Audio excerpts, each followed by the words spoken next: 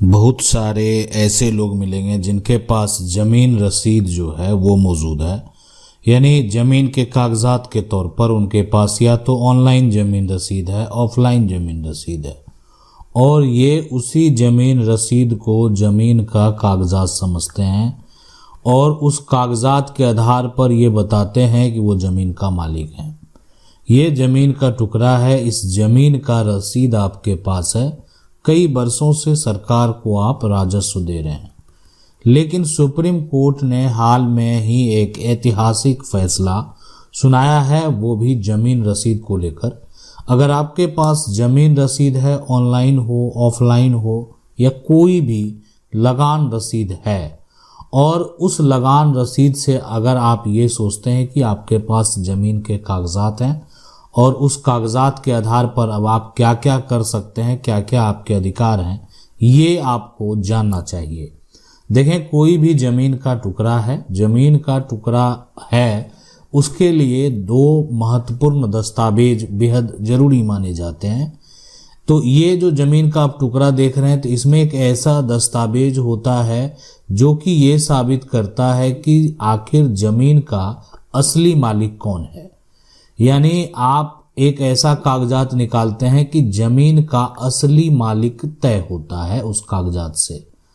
दूसरा एक ऐसा कागजात हुआ कि उससे ये पता चलता है कि सरकार को राजस्व कौन दे रहा है, सरकार को जो है यहाँ पर राजस्व यहाँ पर कौन कौन दे रहा है।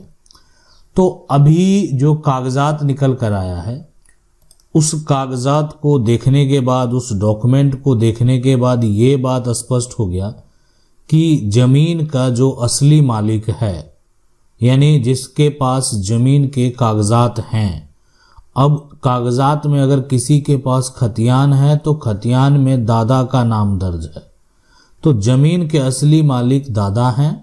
सरकार को राजस्व जो उनके पोते हैं वो दे रहे हैं, यानी कई पोते हैं, उनके द्वारा अलग अलग करके ज़मीन को जो है सरकार को राजस्व दिया जा रहा है। लेकिन जो ज़मीन का ऐसा डॉक्यूमेंट जिससे कि प्रॉपर्टी का टाइटल साबित हो, वो दादा के नाम से है।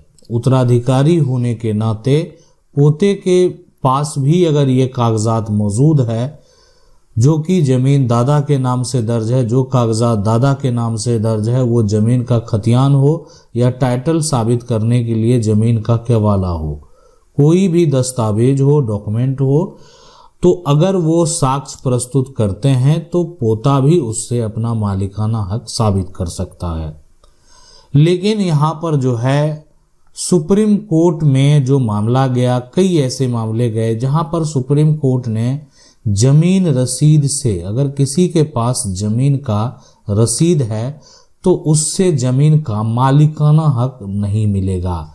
यानी अगर कोई ये सोच रहा है ना मालिकाना हक के लिए, तो मालिकाना हक के लिए ज़मीन रसीद का कोई भी कानूनी मान्यता नहीं है। ज़मीन रसीद के आधार पर आप मालिकाना हक नहीं प्राप्त कर सकते हैं, ऐसा सुप्रीम कोर्ट का कहना है।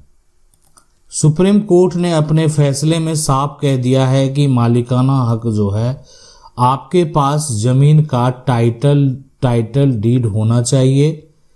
टाइटल डीड यानी जो कह सकते हैं कि ज़मीन का सेल डीड हो। बहुत लोग ज़मीन का केवाला बोलते हैं, बहुत लोग ज़मीन का बैनामा बोलते हैं, या अन्य ऐसा कोई वैध जो एक तरह से हो टाइटल साबित करने के लिए वो कागजात होना चाहिए, प्लस ज़मीन पर आपके पास कब्जा होना चाहिए।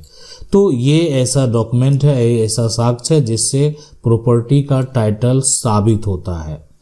यानी ये साक्ष्य जो है, ये ऐसे साक्ष्य है कि अगर किसी के पास ये सारे डॉक्यूमेंट मौजूद हैं या इनमें से कोई एक डॉक्यूमेंट मौजूद है, लेकिन उसके पास ज़मीन रसीद है नहीं है, कोई फ़र्क नहीं पड़ता। मालिकाना हक साबित करने के लिए सिर्फ जो है आपके पास ऐसा डॉक्यूमेंट होना चाहिए जिससे टाइटल साबित हो सके।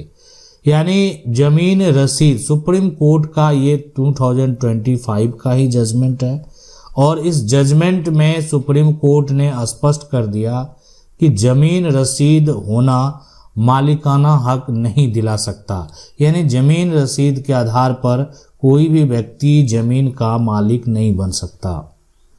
तो अब आपके पास अगर सिर्फ जमीन का रसीद है, ये जमीन का रसीद ऑनलाइन हो ऑफलाइन हो और कोई भी कागजात नहीं है, तो आप जमीन के मालिक भी नहीं है, मालिक नहीं है ऐसा सुप्रीम कोर्ट का कहना है।